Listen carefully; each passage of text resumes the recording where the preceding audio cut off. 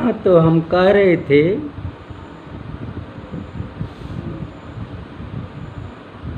कि ब्राह्मण का शरीर अति ही दुर्लभ है। ये जल्दी किसी को मिलता नहीं, क्योंकि ये परम पवित्र है। ये भगवान का स्वरूप है। बहुत बड़ा भाग्य उदय होता है तो ब्राह्मण का शरीर मिलता है। और ये शरीर क्या है? विषयों के भोग के लिए नहीं बना। ब्राह्मण हो करके विषय वासना में लिप्त होना बहुत बड़ी मूर्खता है, दुर्भाग्य है। ये विषय भोग के लिए है ही नहीं है। ये है किस लिए?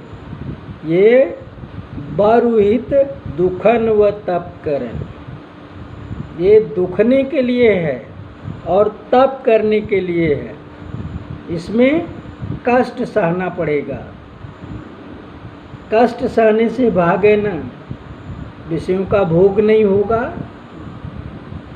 मन और इंद्रिय पर अंकुश होएगा तो जो है वो लौकिक सुख नहीं मिलेगा। तो लौकिक सुख नहीं मिला तो दुख ही तो महसूस करता है आदमी। तो समझिए, इसी दुख के लिए ब्राह्मण का शरीर बना है। और तप करन, और तपस्या करिए। तपस्या करने में भी कष्ट है, साथ ही लहन मोक्ष संयोग, मोक्ष का संयोग प्राप्त करने के लिए ब्राह्मण का शरीर बना है। दूसरे वर्ण में जन्म लीजिए तो जो है मोक्ष प्राप्त करने के लिए आप उद्यत हो ना हो। लेकिन ब्राह्मण के वर्ण में जन्म लिया, ब्राह्मण हुआ, तो आपका धर्म हो जाता है कि आप मोक्ष प्राप्त करने का उद्यम करें, क्योंकि इसीलिए ये शरीरीय बनी हुई है। तो इस तरह से ये जो है ब्राह्मण के विषय में कुछ बातें और कही गई। अब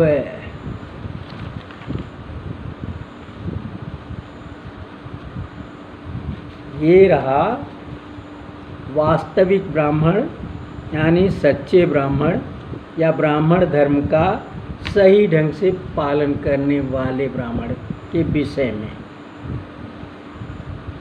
अब आगे भी कुछ कहा गया। कुछ ब्राह्मण ऐसे हैं कि जन्म से ब्राह्मण होते हैं पर कर्म से ब्राह्मण नहीं होते।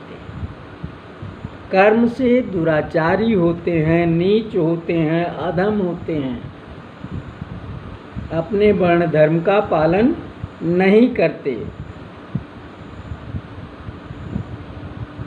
तो उनके विषय में लीजिए, हम ये अपने ग्रंथ से उद्धृत चीज आपको सुनाते हैं। बाटु ब्रह्मज्ञ जो रत निज धर्मा, और हरि सेवा रत मन बच कर्मा। सोई सत बटु सोई पुनि पावन, और शेष भयउ बटु हो ही अपार। ब्राह्मण जो है, जो ब्रह्मज्ञ हो, ब्रह्म को जानता हो, ब्रह्म को का ज्ञान रखता हो जितना संभव। वैसे तो ब्रह्म अनिर्वचनीय है, वो हमारी बुद्धि और इंद्रियों से परे है। इंद्रियातीत कहा जाता है उसे, गुणातीत कहा जाता है। तो उसके बारे में जानना तो असंभव है, लेकिन यथासंभव ब्रह्म के बारे में ज्ञान रखना ब्रह्मज्ञ होना कहा जाएगा। तो ब्राह्मण जो है वो इतना ब्रह्मज्ञ होना चाहिए और अपने धर्म में निरत रहने वाला होना चाहिए, और भगवान की सेवा शुश्रूषा और भक्ति में तन मन वचन से लगा रहने वाला होना चाहिए। ऐसे 3 गुण वाला ब्राह्मण ही सच्चा ब्राह्मण है। सोई सत बटु सोई पुण्य पावन, वही सच्चा बटु है और वही पवित्र है। और शेष भयहु बटु होई अपावन, बाकी ब्राह्मण के घर में जन्म लेकर भी वो ब्राह्मण नहीं है, वो अपावन है, अपवित्र हैं। और भी जो अपवित्र ब्राह्मण हैं, जिन्हें अधम कहा जा सकता है, उनके विषय में आगे लिखा हुआ है कि जो तक वृष अरु संध्याहीना, दिन सोवक उत्साह विहीना, सूर्य प्रतिमहि अर्पित धन लेई, और बिना क्या है निजहि सहित परिजन जो सेई, मदिरा पाई भक्ष आहारी, वृत्ति असात्विक युत व्यभिचार, वृत्ति असात्विक युत व्यभिचारी।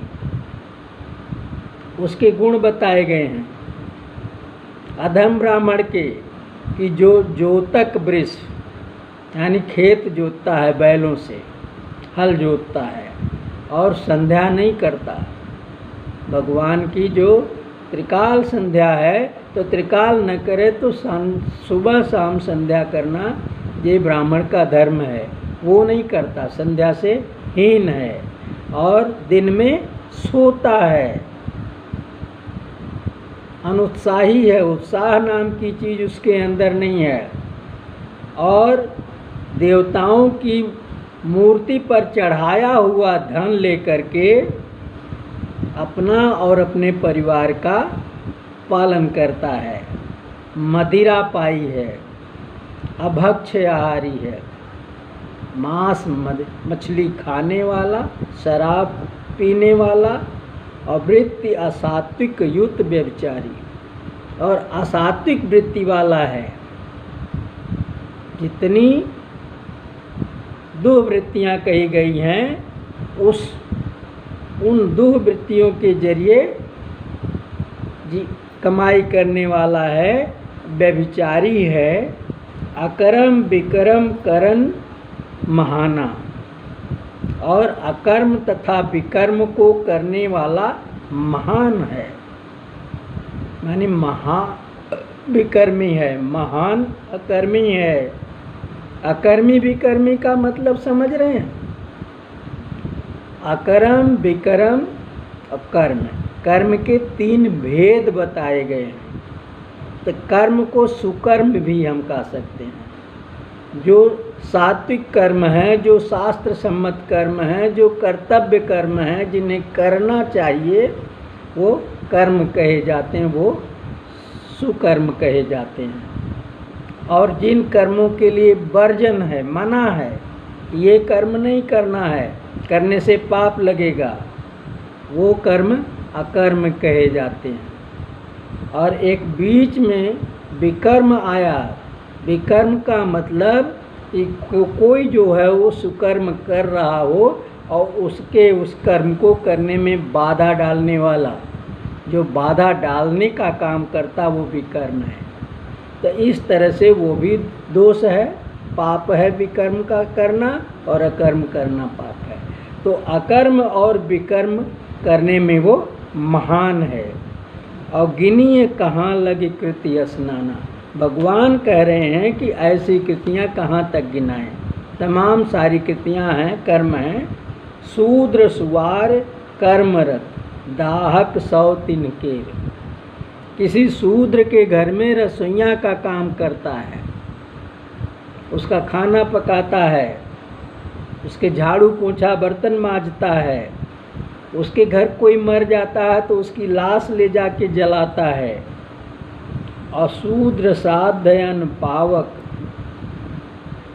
और शूद्र के घर में कोई श्राद्ध होती है, यानी मरने वरने पर जो उनके यहाँ खाना वाना खिलाया जाता है, उस अन्न को खाने वाला होता है। ऐसा ब्राह्मण महामल ढेर, मैले का बहुत बड़ा ढेर हो अगर, पूरा खरिहान लगा हो मैले मैला, उस तरह का वो अधम ब्राह्मण है वो। शूद्र पुरोहित विप्र जो शूद्रापति पुण्य जो शूद्र की पुरोहिताई करता हो, उसके घरे जाकर के पूजा पाठ कराता हो और उसका जो है वो दिया हुआ अन्न दान में लेता हो। फिर शूद्रापति हो, यानी कोई शूद्री स्त्री से ब्याह कर लिए हो, उसको अपनी पत्नी बनाए हो, कुजाति को। फिर आगे लिखा बेचक शुक्र महीसुर। और तीसरे प्रकार का ब्राह्मण जो अपना शुक्र बीज यानी वीर्य बेचता है। कहने का मतलब दुष्कर्मी है, दुराचारी है, वो भी इसी श्रेणी का अधम ब्राह्मण है। होते अपावन शूद्रसम बटुह भये ते तात। ब्राह्मण होने के बाद भी वह शूद्र के समान ही अपावन है। और पूजा नहीं जो विप्रगुण सो खलु नरक जात। इन्हें अगर कोई ब्राह्मण समझ के इन्हें प्रणाम करता है, इनकी पूजा करता है, इन्हें दान दक्षिणा देता है, तो वो निश्चित रूप से नरक का गामी होता है, नरक में जाता है। इतना जो है ये अधम ब्राह्मण नीच होते हैं। इन्हें न प्रणाम करना चाहिए, न इन्हें जो है पूजना चाहिए, न इन्हें कुछ देना चाहिए। ये नरकगामी हैं, ये अधम हैं, इनका दर्शन तक जो है वो उचित नहीं है। तो इस तरह से ब्राह्मण के बारे में इतनी बातें हुई, जो कुछ सच्चे ब्राह्मण के गुण बताए गए, कुछ अधम ब्राह्मण के भी। अब एक बात और है ब्राह्मण की विशेषता, कि ब्राह्मण सर्वथा अबद्ध होता है। यानी इतना पवित्र श्रेणी का ये वर्ण है कि कभी भी इसकी हत्या नहीं करनी चाहिए। अगर इसकी हत्या की गई तो ब्रह्म हत्या जरूर लगती है, चाहे वो सच्चा ब्राह्मण हो और चाहे वो अधम ब्राह्मण जैसा गिनाया गया है। तो इसी के विषय में महाभारत कांड से ये बात ली गई कि पतिता विप्र जोगबद्ध नाही। जो ब्राह्मण पतित है, अधम है, पापी है, वो भी वध के योग्य नहीं है। और आत ताई खलु वध दिए जाए। हाँ, केवल उसका एक अपवाद है, अगर वो आतताई है तो उसका वध होना चाहिए।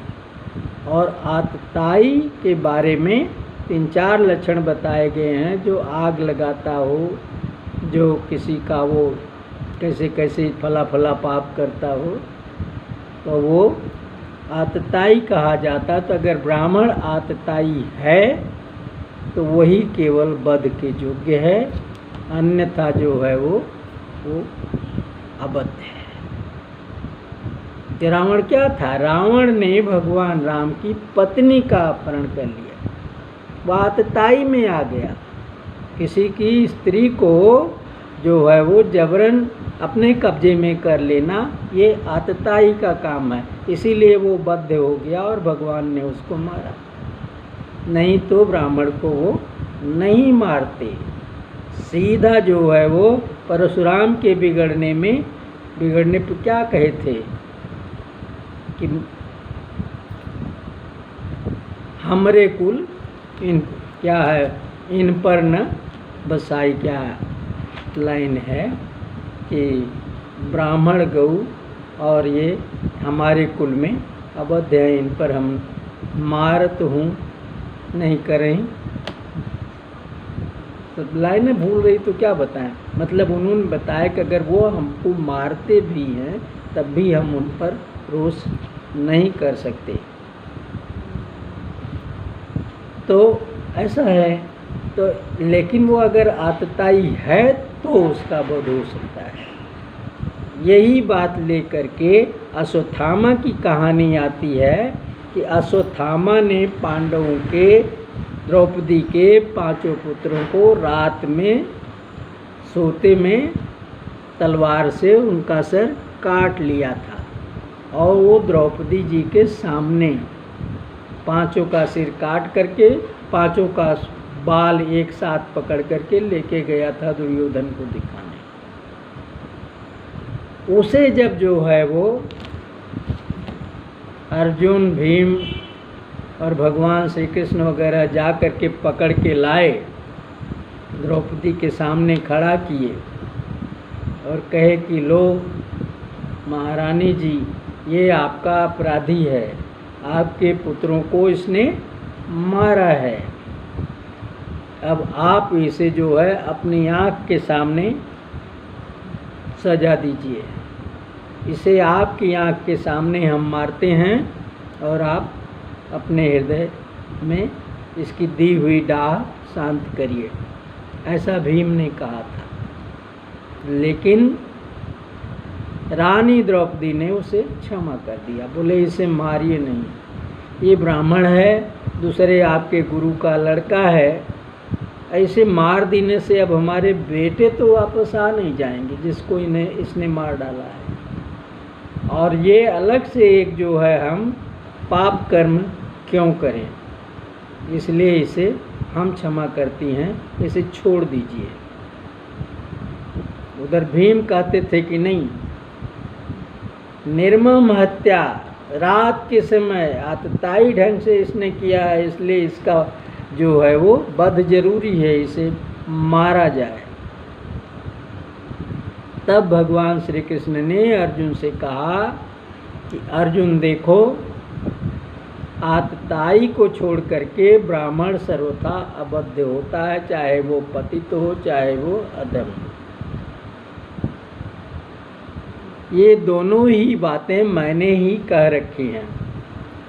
उन्होंने ही ये लाइन कही कि पतितौ विप्र जोग बध नाही और आतताई खल बध दिए जाई। तो शास्त्रन महीन दोई बातन कही अपर नहीं कोई। इसलिए हे अर्जुन, अब तुम कुछ ऐसा करो कि इन दोनों बातों का भी पालन हो जाए, द्रौपदी की भी बात का पालन हो जाए और भीम की भी बात का पालन हो जाए। तो उन्होंने बहुत सोच समझ के अकल निकाली कि इसका शारीरिक वध नहीं किया जाएगा, शरीर से नहीं मारा जाएगा, पर वध के बराबर जो दुख होता है वो इसे देना, इसका वध हो जाएगा। वो भीम की बात पूरी हो जाएगी और भगवान कृष्ण की कही हुई बात भी पूरी हो जाएगी और शरीर से ये जिंदा चला जाएगा, वो द्रौपदी की इच्छा भी पूरी हो जाएगी। इसके लिए उन्होंने कहा कि सोचत मन असयान मूढ़ि देव धन लेब छिनी और किम्बा सह अपमान काढ़ लेब देव निज थान ते। ये जो है यही ब्रह्माधम कर बधयाही और दैहिक वध विधान ही नहीं।